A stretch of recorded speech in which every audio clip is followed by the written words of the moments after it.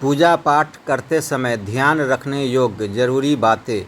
हिंदू धर्म में पूजा पाठ को बड़ा महत्व दिया गया है और रोज़ भगवान की पूजा को अनिवार्य बताया गया है।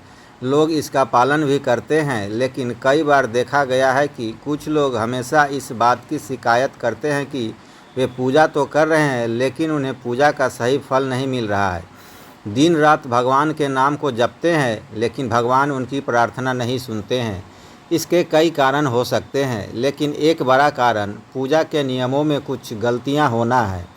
लोग जाने अनजाने में भगवान को कुछ ऐसा चढ़ा देते हैं जो उन्हें प्रिय नहीं होता है। ऐसे में हो सकता है कि भगवान नाराज़ हो जाए और पूजा का फल न मिले। इसलिए हम आपको बताने जा रहे हैं कि पूजा पाठ करते समय आपको किन किन बातों का विशेष ध्यान रखना चाहिए। लेकिन उससे पहले अगर आप भी चाहते हैं कि लक्ष्मी माता का आशीर्वाद आप पर बना रहे, तो इस वीडियो को एक लाइक करें और चैनल को सब्सक्राइब कर ले और कमेंट बॉक्स में जय लक्ष्मी माता ज़रूर लिखें। नंबर 1, किसी भी भगवान के पूजन में उनका आवाहन करना या आमंत्रित करना, ध्यान करना, आसन देना, स्नान करवाना, धूप दीप जलाना, अक्षत या चावल, कुमकुम, चंदन, पुष्प या फूल प्रसाद आदि अनिवार्य रूप से होना चाहिए। नंबर 2, पूजन में पान का पत्ता भी रखना चाहिए। ध्यान रखें, पान के पत्ते के साथ इलायची, लौंग, गुलकंद आदि भी चढ़ाना चाहिए। पूरा बना हुआ पान चढ़ाएंगे तो श्रेष्ठ रहेगा। नंबर 3, देवी देवताओं को हार, फूल, पत्तियां आदि अर्पित करने से पहले एक बार साफ पानी से अवश्य धो लेना चाहिए। नंबर 4, सभी प्रकार की पूजा में चावल विशेष रूप से चढ़ाए जाते हैं। पूजन के लिए ऐसे चावल का उपयोग करना चाहिए जो अखंडित हो, यानी टूटे हुए न हो। चावल चढ़ाने से पहले इन्हें हल्दी से पीला करना बहुत शुभ माना गया है। इसके लिए थोड़े से पानी में हल्दी घोल ले और उस घोल में चावल को डुबोकर पीला किया जा सकता है। नंबर 5, पूजन कर्म में इस बात का विशेष ध्यान रखें कि पूजा के बीच में दीपक बुझना नहीं चाहिए। ऐसा होने पर पूजा का पूर्ण फल प्राप्त नहीं हो पाता है। नंबर 6, भगवान विष्णु को प्रसन्न करने के लिए पीले रंग का रेशमी कपड़ा चढ़ाना चाहिए। माता दुर्गा, सूर्य देव व श्री गणेश को प्रसन्न करने के लिए लाल रंग का, भगवान शिव को प्रसन्न करने के लिए सफ़ेद वस्त्र अर्पित करना चाहिए। नंबर 7, किसी भी प्रकार के पूजन में कुल देवता, कुल देवी, घर के वास्तु देवता, ग्राम देवता आदि का ध्यान करना भी आवश्यक है। इन सभी का पूजन भी करना चाहिए। नंबर 8, पूजन में हम जिस आसन पर बैठते हैं उसे पैरों से इधर उधर घिसकाना नहीं चाहिए। आसन को हाथों से ही घिसकाना चाहिए। नंबर 9, यदि आप प्रतिदिन घी का एक दीपक भी घर में जलाएंगे तो घर के कई वास्तु दोष भी दूर हो जाएंगे। नंबर 10, सूर्य, गणेश, दुर्गा, शिव और विष्णु ये पंचदेव कहलाते हैं। इनकी पूजा सभी कार्यों में अनिवार्य रूप से की जानी चाहिए। प्रतिदिन पूजन करते समय इन पंचदेव का ध्यान करना चाहिए। इससे लक्ष्मी कृपा और समृद्धि प्राप्त होती है। नंबर 11, तुलसी के पत्तों को 11 दिनों तक बासी नहीं माना जाता है। इसकी पत्तियों पर हर रोज़ जल छिड़क कर पुनः भगवान को अर्पित किया जा सकता है। तुलसी के पत्तों को बिना स्नान किए नहीं तोड़ना चाहिए। शास्त्रों के अनुसार यदि कोई व्यक्ति बिना नहाए ही तुलसी के पत्तों को तोड़ता है तो पूजन में ऐसे पत्ते भगवान द्वारा स्वीकार नहीं किए जाते हैं। नंबर 12, दीपक हमेशा भगवान के प्रतिमा के ठीक सामने ही लगाना चाहिए। कभी कभी भगवान की प्रतिमा के सामने दीपक न लगाकर इधर उधर लगा दिया जाता है, जबकि यह सही नहीं है। नंबर 13, घी के दीपक के लिए सफ़ेद रुई की बत्ती का ही उपयोग किया जाना चाहिए, जबकि तेल के दीपक के लिए लाल धागे की बत्ती श्रेष्ठ बताई गई है। नंबर 14, पूजन में कभी भी खंडित दीपक नहीं जलाना चाहिए। धार्मिक कार्यों में खंडित सामग्री शुभ नहीं मानी जाती है। नंबर 15, शिव जी को बिल्व पत्र अवश्य चढ़ाए और किसी भी पूजा में मनोकामना की सफलता के लिए अपनी इच्छा के अनुसार भगवान को दक्षिणा अवश्य चढ़ानी चाहिए। दान करना चाहिए। दक्षिणा अर्पित करते समय अपने दोषों को छोड़ने का संकल्प लेना चाहिए। दोषों को जल्दी से जल्दी छोड़ने पर मनोकामनाएं अवश्य पूर्ण होंगी। नंबर 16, भगवान सूर्य की 7, श्री गणेश की 3, विष्णु जी की 4 और शिव जी की 1 या 2 परिक्रमा करनी चाहिए। नंबर 17, घर में या मंदिर में जब भी कोई विशेष पूजा करे तो अपने इष्ट देव के साथ ही स्वास्तिक कलश, नवग्रह देवता, पंच लोकपाल, षोडश मातृका, सप्त मातृका का पूजन भी अनिवार्य रूप से किया जाना चाहिए। इन सभी की पूरी जानकारी किसी ब्राह्मण से प्राप्त की जा सकती है। विशेष पूजन पंडित की मदद से ही करवानी चाहिए ताकि पूजा विधिवत हो सके। नंबर 18, घर में पूजन स्थल के ऊपर कोई कबाड़ या भारी चीज़ न रखे। नंबर 19, भगवान शिव को हल्दी नहीं चढ़ाना चाहिए और न ही शंख से जल चढ़ाना चाहिए। नंबर 20, पूजन स्थल पर पवित्रता का ध्यान रखें। चप्पल पहनकर कोई मंदिर तक नहीं जाना चाहिए। चमड़े का बेल्ट या पर्स अपने पास रख कर पूजा न करें। पूजन स्थल पर कचरा इत्यादि न जमा हो पाए। नंबर 21, मंदिर में लगे सूखे हार फूल हटा देने चाहिए। नंबर 22, हमेशा भगवान श्री गणेश की आराधना से पूजा प्रारंभ करें। श्री गणेश को तुलसी दल चढ़ाने से बचें। भगवान गणेश को तुलसी दल चढ़ाने से दोष लगता है। नंबर 23, शिव शंभू को कभी भी केतकी का फूल नहीं चढ़ाना चाहिए। पौराणिक कथाओं के अनुसार भगवान शिव ने केतकी को श्राप दिया था, इसलिए भगवान शिव को यह फूल नहीं चढ़ाना चाहिए, वरना भक्तों के काम बिगड़ जा सकते हैं। नंबर 24, भगवान की प्रतिमा को स्नान करवाते वक्त सिर्फ उंगलियों का प्रयोग करें। भगवान को स्नान करवाते समय कभी भी अंगूठे का इस्तेमाल नहीं करना चाहिए। ऐसा करने से भगवान अप्रसन्न होते हैं और घर में विपत्ति आती है। नंबर 25, दीपक को कभी भी ज़मीन पर रखकर प्रज्वलित न करें। ऐसा करने से धन की बर्बादी होती है और घर में अशुभता आती है। नंबर 26, पूजा के वक्त अगरबत्ती का प्रयोग न करें। ऐसा इसलिए क्योंकि इसे बांस की लकड़ियों के साथ बनाया जाता है और बांस की लकड़ियों का प्रयोग अंतिम संस्कार में किया जाता है, इसलिए इसे अशुभ माना गया है। नंबर 27, रविवार के दिन तुलसी के पत्ते तोड़ने से बचें। मान्यताओं के अनुसार रविवार के दिन तुलसी के पत्ते तोड़ने से भगवान विष्णु अप्रसन्न होते हैं। नंबर 28, भगवान शालिग्राम को कभी भी चावल अर्पित नहीं करना चाहिए। वास्तुशास्त्र के अनुसार ऐसा करने से दोष लगता है। नंबर 29, पूजा में गंदे कपड़े पहनकर न बैठे। कभी भी गंदे कपड़े पहनकर पूजा नहीं करनी चाहिए। मान्यताओं के अनुसार ऐसा करने से घर में दरिद्रता आती है। नंबर 30, पूजा के दौरान मन को पवित्र रखें। कभी भी पूजा करते समय मन को दूषित नहीं रखना चाहिए। कहा जाता है कि पूजा के दौरान मन में बुरे ख्याल रखने से पूजा का फल प्राप्त नहीं होता है। नंबर 31, पूजा में इस्तेमाल किए गए फूल अगर सूख जाए तो उन्हें कभी भी फेंकें नहीं। सूखे हुए फूलों को किसी पवित्र नदी में प्रवाहित कर दे। नंबर 32, शास्त्रों के अनुसार देवी देवताओं का पूजन दिन में 5 बार करना चाहिए। सुबह 5 से 6 बजे तक ब्रह्म मुहूर्त में पूजन और आरती होनी चाहिए।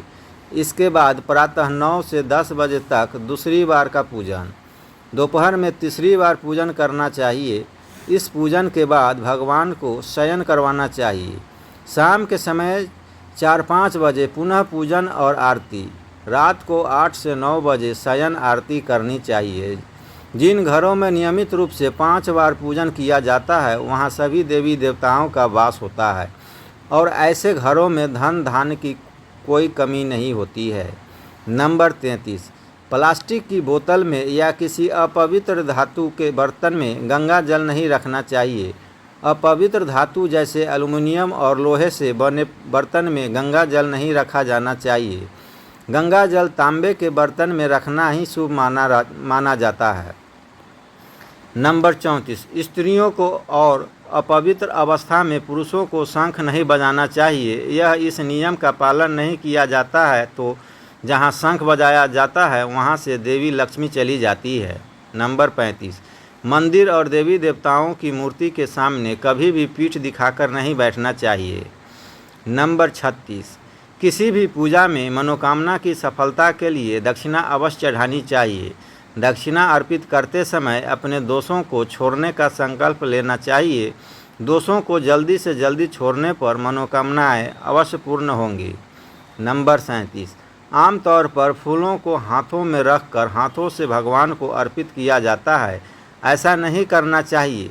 फूल चढ़ाने के लिए फूलों को किसी पवित्र पात्र में रखना चाहिए और इसी पात्र में से लेकर देवी देवताओं को अर्पित करना चाहिए।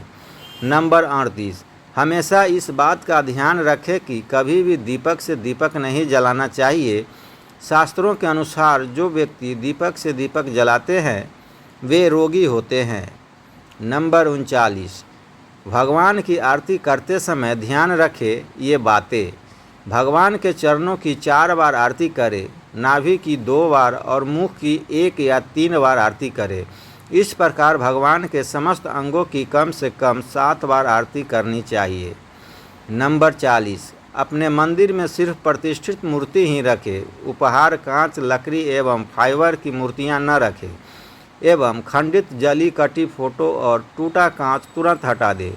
शास्त्रों के अनुसार खंडित मूर्तियों की पूजा वर्जित की गई है। जो भी मूर्ति खंडित हो जाती है उसे पूजा के स्थल से हटा देना चाहिए और किसी पवित्र बहती नदी में प्रवाहित कर देना चाहिए। खंडित मूर्तियों की पूजा अशुभ मानी गई है। इस संबंध में यह बात ध्यान रखने योग्य है कि सिर्फ शिवलिंग कभी भी किसी भी अवस्था में खंडित नहीं माना जाता है। नंबर 41, मंदिर के ऊपर भगवान के वस्त्र, पुस्तकें एवं आभूषण आदि भी न रखें। मंदिर में पर्दा अति आवश्यक है। अपने पूज्य माता पिता तथा पितरों का फोटो मंदिर में कदापि न रखें। उन्हें घर के नेतृत्व कोण में स्थापित करें। नंबर 42, कभी भी भगवान को या फिर अपने से बड़े को एक हाथ से प्रणाम नहीं करना चाहिए। इसके साथ ही यह भी ध्यान रखें कि सोए हुए व्यक्ति का चरण स्पर्श नहीं करना चाहिए। पूजा के बाद बड़ों का आशीर्वाद लेते समय ध्यान रखें कि किसी के दाएं पैर को दाएं हाथ से, बाएं पैर को बाएं हाथ से छूकर प्रणाम करें। नंबर 43, जप करते समय जीभ या होंठ को नहीं हिलाना चाहिए। इसे उपांशु जप कहते हैं। इसका फल 100 गुना प्राप्त होता है। माला जप करते समय दाएं हाथ को कपड़े या गौमुखी से ढक कर रखना चाहिए। जाप के बाद आसन के नीचे की भूमि को स्पर्श कर नेत्रों से लगाना चाहिए। इससे आपको जप के पूर्ण फल की प्राप्ति होती है। नंबर 44, शास्त्रों के अनुसार घर में पूजा करने का स्थान ईशान कोण में होना चाहिए। उत्तर दिशा और पूर्व दिशा के बीच का भाग ईशान कोण होता है। ईशान कोण को शुभ कार्यों के लिए सबसे उत्तम दिशा माना गया है। इस दिशा में पूजा के मंदिर को स्थापित करें। यदि किसी कारणवश ऐसा न भी कर पाए तो भूल कर भी घर के ईशान कोण में गंदगी जमा न होने दे व घर के इस हिस्से को सदा पवित्र रखें। ईशान कोण के अतिरिक्त पूर्व दिशा भी पूजा स्थान के लिए श्रेष्ठ मानी जाती है। इसलिए आप घर में ईशान कोण व पूर्व दिशा दोनों से जहाँ भी सुविधाजनक रूप से पूजा स्थल की स्थापना कर सके। नंबर 45, पूजा स्थल में गणेश जी की स्थापना अवश्य करें।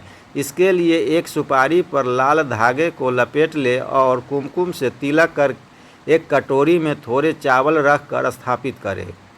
नंबर 46, पूजा स्थल में एक कोने में बंद पात्र में गंगा जल अवश्य रखना चाहिए। एक तांबे के छोटे से लोटे में जल को पूजा स्थल में अवश्य रखना चाहिए। एक तांबे के छोटे से लोटे में जल को पूजा स्थल में अवश्य रखना चाहिए। प्रतिदिन इस पात्र का जल बदलना चाहिए। वह पुराने जल को पीपल के पेड़ या तुलसी के पौधे में डाल सकते हैं। नंबर 47, पूजा के स्थान में एक देव की सिर्फ एक ही प्रतिमा रखें। यदि आपके पास एक देव की एक से अधिक प्रतिमा पूजा स्थल में है तो उन्हें घर में कहीं भी दीवार आदि पर लगा सकते हैं, किंतु पूजा स्थल में एक देव की एक ही प्रतिमा रखें। नंबर 48, घर में पूजा के स्थान पर कभी भी बड़ी मूर्तियां नहीं रखनी चाहिए। बड़ी मूर्तियों में प्राण प्रतिष्ठा होना अनिवार्य हो जाता है, इसलिए बड़ी मूर्तियां मंदिर के लिए ही उचित है। पूजा स्थल में छोटी मूर्ति रख सकते हैं। नंबर 49, पूजा करने के स्थान पर भूलकर भी अपने पितृदेव स्वर्गीय माता पिता या गुरु की फ़ोटो न लगाएं, उनका स्थान अलग रखें। नंबर 50, पूजा स्थल में कूड़ा कचरा एकत्रित न होने दें। प्रतिदिन पूजा घर की सफाई करें। नंबर 51, अगर आपने पूजा घर में कोई मूर्ति की स्थापना की हुई है तो ध्यान दें, मूर्ति का कोई भी हिस्सा खंडित नहीं होना चाहिए। मूर्ति खंडित होने पर तुरंत उसे वहां से हटा दें। खंडित मूर्ति को बहते जल में विसर्जित कर सकते हैं। नंबर 52, पूजा के समय यदि संभव हो तो शुद्ध देसी गाय के घी का प्रयोग करें। वह भोग लगाने के लिए अग्नि में गाय के गोबर के कंडों का ही प्रयोग करना उत्तम माना गया है। नंबर 53, पूजा पाठ के समय दीपक कभी भी बुझना नहीं चाहिए। शास्त्रों में यह एक बड़ा अपशगुन माना गया है। नंबर 54, पूजा पाठ के समय गुग्गुल युक्त धूप बत्ती का प्रयोग करें। गूगल घर के वातावरण को शुद्ध और घर के नकारात्मक ऊर्जा या बुरे दोष को दूर करती है। नंबर 55, रात्रि को सोते समय पूजा स्थल को लाल पर्दे द्वारा ढक दे व सुबह होने पर पर्दे को हटा दे।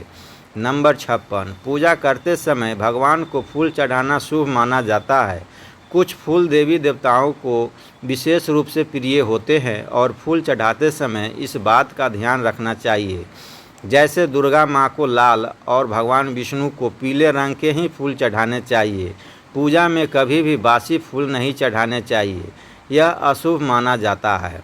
नंबर 57, पूजा में इस्तेमाल कलश या जल के लोटे को हमेशा ईशान कोण में रखना चाहिए। दीपक और कलश को एक दूसरे के बिल्कुल पास कभी न रखें, वरना इसके दुष्ट प्रभाव झेलने पड़ते हैं। नंबर 58, पूजा हमेशा आसन पर बैठकर ही करना चाहिए। आसन पर बैठकर पूजा न करने से इसका फल नहीं मिलता है। आसन के रंग का चुनाव आपको अपनी राशि के हिसाब से ही करना चाहिए। नंबर 59, भगवान के भजन कीर्तन या आरती के दौरान हर तरीके से वहां उपस्थित रहे। इस दौरान किसी से बातचीत करने से पूजा का फल नहीं मिलता है। पूजा की सामग्री को लेकर कभी भी दिखावा न करें। नंबर 60, आप पूजा किनकी करने जा रहे हैं उस हिसाब से आसन का चुनाव करें। पूजा शुरू करने से पहले देखें कि आसन किस चीज़ का है, किस रंग का है, क्योंकि अलग अलग रंग के आसन का अपना अलग अलग महत्व है। कोशिश करें कि कंबल या ऊन से बने आसन का ही प्रयोग करें। धन की देवी माता लक्ष्मी, माँ दुर्गा और हनुमान जी की पूजा करने जा रहे हैं तो लाल रंग के आसन का प्रयोग करें। अगर मंत्र सिद्धि की पूजा करनी है तो कुश से बने आसन को श्रेष्ठ माना गया है। यह तमाम जानकारी जन रुचि को ध्यान में रखकर दी जा रही है। ज्योतिष और धर्म के उपाय और सलाहों को अपनी आस्था और विश्वास पर आजमाएं। वीडियो का उद्देश्य मात्र आपको बेहतर सलाह देना है। इस संदर्भ में हम किसी प्रकार का कोई दावा नहीं करते हैं।